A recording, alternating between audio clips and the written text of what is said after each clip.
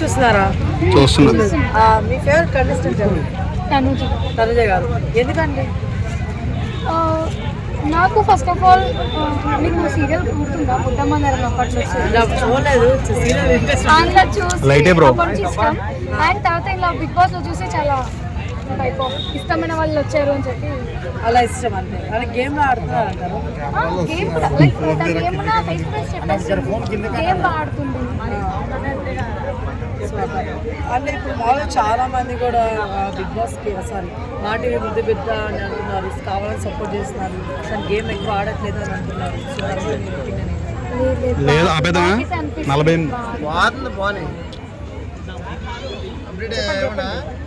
ఏమో నాకు అర్థం కాదు. మళ్ళీ ఆపితే పోద్దుగా చేద్దాం. చూడలేదని చెప్పా. పురుగు పోతే బాగుందని చెప్పు. బిగ్ బాస్ మీద పైన తనుజ ఫోటో విన్నర్. ఇంకో నలుగురు ఎవరు టాప్ 5 ఎవరు ఉంటారు? రన్నర్ ఏమో ఈసారి తనుజ అవుతున్నాడు కాబట్టి పవన్ కళ్యాణ్ ఉంటాడు రన్నర్. సుమన్ శెట్టి, ఇమానియల్, రీతు అను పవన్. సరే తనుజకు ఒకవేళ కప్పు రాకుంటే నీ పరిస్థితి ఏంటి? ఇంటికి వెళ్ళిపోతుంది. పరిస్థితి ఏముంది? ఆమె మీద ఉన్న అభిమానం పోదుగా. ఇప్పుడు మనిషి అన్నాగా చెప్పిందన్న, మనిషి అన్నాగా ఓటమి అనేది గెలుపు అనేది అది సహజం.